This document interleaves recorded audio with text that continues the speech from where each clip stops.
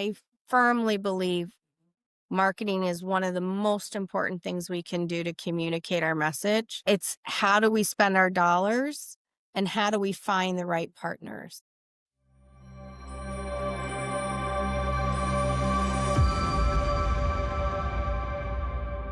Hello, everyone, and welcome back to the podcast. My name is Drew Fisher. I'm your host, and today we're exploring how design, technology, and even a touch of artificial intelligence are shaping the future of creative businesses. My guest today is the incredibly talented Marianne Jones, principal and owner of Marianne Jones Interior Design in Danville, California.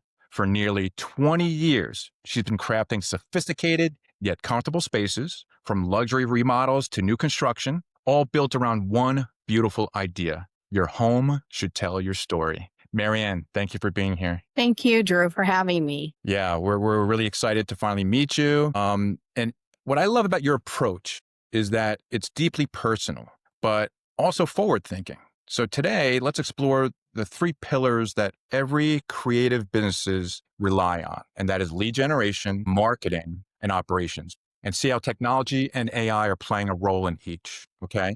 So let's start with lead generation. In luxury design, not all leads are created equal. It's about finding clients who value artistry and trust your process. How has technology changed the way clients find you today? I think that's a great question. I think it's funny, I had a call this morning with Media Max, and it was on this exact topic. And we were looking at, I've been talking to a lot of different companies on social media and trying to get clear on what I believe is the next step. And everyone's got a different methodology. At the end of the day, we all need to show up as leaders in our community. And I think it's shifted from print is so important, but I think there's this whole new way of thinking about it. And I think social media, and as we've even seen in Instagram as an example, how important videos are becoming and how important our carousels are becoming. And all of that is just to enlighten the community on what we do. I think it's specific small market that we're talking to. And I think it becomes harder and harder to get to those people. So I think AI is doing a better job helping us talk to those individuals more clearly because they're looking for that information. So Right. identifying with that. I don't know if I've answered your question. I Yeah. still think seeing projects come to life and photography and telling your story is going to attract in people that are like-minded. And I think referrals are still the crux of our best lead generation. I know that's a little old school, but I do think, we do a great job. We photograph it, we hire stylists, we put it out to PR agencies, and that marketing is still our best form of lead generation. Do you currently use any specific tools or analytics to understand who's visiting your website or engaging with your brand? I would say that's probably the technology is a weakness. I think I'm really good at understanding strategy and understanding direction of where we're going in the marketplace and where we need to go. I think that my biggest opportunity is finding the talent that does a good job in finding that information or the analytics as you're talking about. Right, right. It's fascinating how data really gives us the visibility we never had before. And now with AI, there are even tools that can predict who's most likely to become a client based on behavior patterns or engagement. Have you experimented with any kind of AI assisted lead tracking or chatbot? Not in that, Not not even a specifically chatbot in on your there. website? Not even a No, chatbot? Okay, no. interesting. Okay, have you haven't even explored it as of yet? AI or on the Well, like a website? chatbot on your, yeah, I mean, which is AI, something like that, Yeah. on your website. No, I think that our company has spent more time on the operations side Yeah. and on the marketing side specific to AI. So definitely not on the lead generation side. Okay. So if you could design your dream tech-powered lead system, what do you think that would look like? I think I would be able to feed into it who my best client is, what I Mhm. believe that person looks like, and I would glean from that information the best lead. I think in our industry, I'm very clear about who I want to work with from Mhm. a builder relationship, who are Mhm. the technicians I want to work with. And I think that's what a designer can also bring back to the homeowner is making sure that you're aligning on on tolerances, on expectation and process, on expectation on budget. So I think that's the conversation. And I think going back to the lead generation, it's how do you make sure you're communicating your expertise in that area to those specific individuals? It's easier for me to see it as a build, like looking outward as who I want to work with.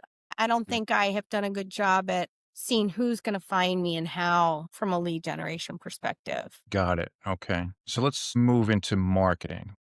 Mhm. Your brand is so beautifully curated Thank you. I between so have to give credit to a lot of people there. I'm sure you have a great team. Oh yeah, it's very evident. Between social media, newsletters, and your portfolio, it really Mm. seems like it's cohesive and timeless. So they're doing a wonderful Thank job. you. There's a girl I met. Her name is Erica Surratt, and she has a company called Marketing School for Creatives. And she actually talks about exactly what you're talking about, having continuity in the messaging. And so, really, I have to give her credit. We in 2020 did a brand strategy, which we had never done before, and created our new logo and our kind of our tagline, if you will, and carried it through. And then I think Erica helped with the messaging on our website and making sure it was clear across all channels. And that was 5 years ago you started that? 5 years ago is when we did the brand strategy. Got it. Erica just came into our lives about a year ago. Okay. Great find, right? Yeah, she's wonderful. Well, and she's been trying to help me identify social media experts because that is one place that we've been very weak. And I think we've been weak because I have met with a lot of people and gotten a lot of proposals, but there's definitely a disconnect in the voice. Maybe it's not the right person, they're not capturing my voice. And for me, it's also aligning on budget, aligning on strategy. I think there's a lot of different people going at it about a lot of different ways. And I'm having a hard time finding alignment there. When you say your voice, do you mean your ideas, who you are, your messaging? That's what you mean? Yeah, and how you want to represent yourself. Yeah. It's like, are you the low cost provider or you prefer luxury and a smaller group of people? And I think that would be more my strategy. I don't think I'm for everyone. I Yeah. definitely think that our clientele are probably the top 1 to 4%. I mean, it's a very small market. So that's a harder target. Right. How has your approach to marketing evolved with digital tools? And it's a constant evolution. A good question. I'm going to go back to that my strength is not technology. So Okay. I look to people who are savvy in that area. I firmly believe marketing is one of the most important things we can do to communicate our message. It's how do we spend our dollars and how do we find the right partners? And now AI is changing the creative side too. I mean, we're seeing tools that generate visuals, cap, Mhm. and even tone analysis. Have you dipped your toe into any of that? We actually are. I believe that's going to be the most important thing directionally from a design standpoint where we can go. There's a program called Twin Motion that can take imagery and automate it for our clients so that we can get our message across. That's not something we've ever done before. We always worked in CAD and SketchUp to communicate a message and Google Slides and PowerPoint to create mood boards. So that's a whole new opportunity that we are heavily invested in. I think that we have to do that. I will say, I last week I played around with Nana Banana. I wanted to see how that worked, and Mhm. it did have a hard time. It did a good job at a preliminarily conveying a message or an image, but it was not accurate. It was not to the level that I would want to take it. It struggled with accuracy on dimensions. Like I said, the room is 30 by 18 long and it kept giving me wide, and I did it like 3 times and it kept giving it back to me the same way, and I said the fireplace is opposite the window wall, and it kept giving it to me perpendicularly. So it's not Perfect. perfected, Right. but I think the more information we feed it, the more information we can give it, the better the outcome, right? Yes, absolutely. And the I human think touch. it's wonderful. Yes.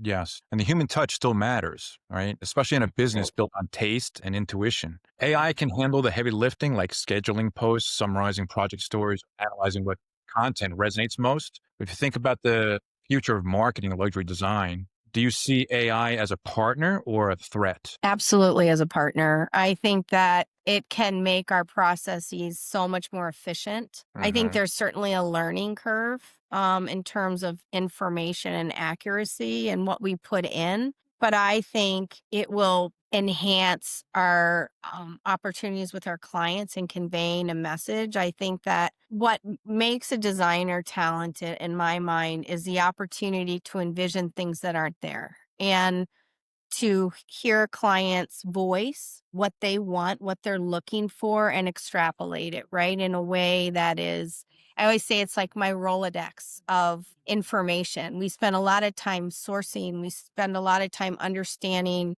what a fabric can and cannot do, what to expect from technology and lighting, and what the client wants in lifestyle. And then we can give it back to them. But the disconnect is, how we communicate that message, right?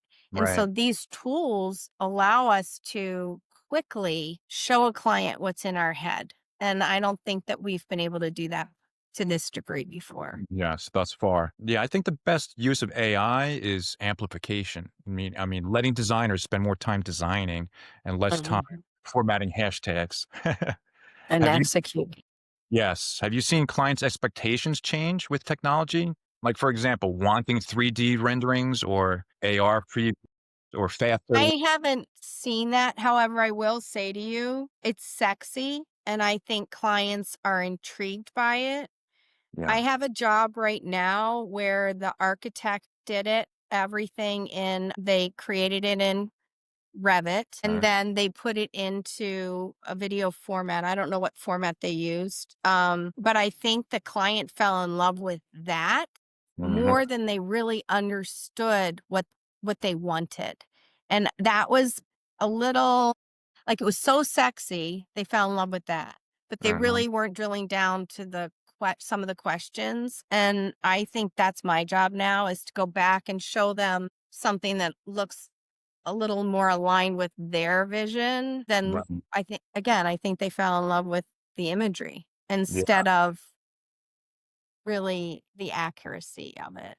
Such an exciting area. I mean, AI could really let clients see their dream home before construction even begins, right? Yeah, The trick, it's amazing. amazing, amazing. The trick, as you said, though, is keeping the soul in the story, right? Mhm. Let's pull back the curtains a little bit and talk about operations because I think this is your strong point. Yeah. It's been a long time in coming, but I think I've spent a lot of time on it. Yeah. You're managing custom builds, remodels, vendors, timelines, all of that. How do you keep it all running smoothly? I will say I give a lot of credit to the team in building process. We 2 years ago switched our platforms and we went into Studio Designer, which was a really heavy lift. It is proprietary, which is hard for even like our bookkeepers and accountants who work in QuickBooks, right? So that's very mainstream. And but from a design perspective, as hard as it gives me so much information as a business owner in terms of tracking billable hours and margins and profitability against a job. It just has an immense amount of information. I Mm. think that we're still working, we work with Monday. I know a lot of people work with Asana. And I haven't dipped my toe into how that can be more automated because we have so many schedules that are not automated yet that we're working on automating. I think that's a huge opportunity. Paint schedules, tile schedules, countertop schedules that we give to the builders. And I think that is something that could easily automate. Have you found technology that actually simplifies that? Any of that? Or do you feel the tools often add complexity? It's funny you asked that question. There's a woman who does intelligent designer, and she talks about this. And I've been working through her process. I'm not nimble at it, put it that way. And I think it would be time better spent with somebody that has more expertise around that. But I do believe that there are tools available to do that that I haven't touched on yet. The human side of project management. AI might soon be able to anticipate delays, track materials, or even flag communication bottlenecks before they happen. If you could wave a magic tech wand over one operational pain point, what would it be? I would say our biggest pain point, and I think in the industry, is taking an order from order to fulfillment, procurement, the admin time it takes to get the CFA, confirm that the information on the purchase order matches the invoice, which if it's in production and we have a problem, or logistics and delivery, all that takes up so much of our time and is not good use of time. So I would say that would be my pain point, and I would spend more time on design and cultivating new business. How long is that time frame typically? Well, it depends on the time in the marketplace and what's going on. Like during COVID, we had, lead times of 20 to 24 weeks. We're kind of seeing that change, obviously, much better, but we still have projects that can last. A construction project can last up to 3 years, typically, more like two. And that's an interesting part too. In California, the time frames are different than in Michigan, where I had my other office. Very interesting. I think they're faster, but the time in permitting is longer. So I would say to you that the typical projects can be 2 years long, and we're usually in construction for a good part of that before we move to procurement. So the procurement part of it is usually, I'd like to say no less than 9 months. Is permitting painful in California? Is it? It's just long. There's just not enough people and time to review documents. I also think you have a lot of layers here with energy efficiency, like the Title 24, and you have compliance on, um, you know, I have projects that are in an area called WUI, which have to be compliant with the fire laws and how you build in construction as it relates back to areas that are in a high fire area. So there's a lot more checkpoints, and structural engineering is huge. And that's an area that gets backed up. So I would say I can't compare it to New York, but it does seem like our permitting process is quite arduous. Yeah. Going back to what you said earlier too, like AI could really make a huge impact automating the grunt work so designers can stay focused on vision. Have you seen or heard of any emerging tools in design management that really excite you? The thing that excites me the most is the rendering and the visualization. I would say that there's an opportunity for me to learn more about the tools that are available to automate our systems. Makes sense. I mean, it sounds like we're moving towards a hybrid world, right? Where art meets algorithm. Yeah. The key is making the tech though invisible. So clients just experience that magic. I Um, think the ease of systems. Are you familiar with any technology that is an answer to some of the things I'm talking about? For sure, for sure. Maybe we can explore that outside of the podcast. But this has been a very fascinating conversation. It's been a blend of artistry, intuition, and innovation. Before we close, though, I'd love to ask, what's your advice to designers who want to embrace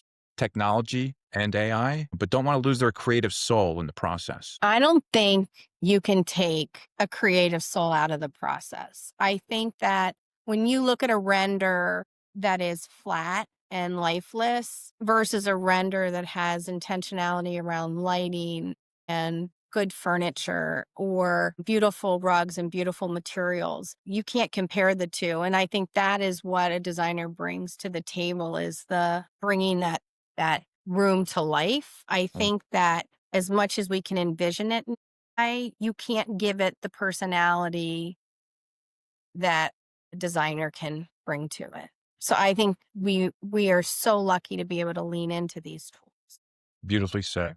Technology should serve creativity, not define it, right? Correct. Where can listeners connect with you and see your incredible projects? I would say our website right now is probably the best way to do that, at mariannejones.com. And I'm We'll always open to a phone call.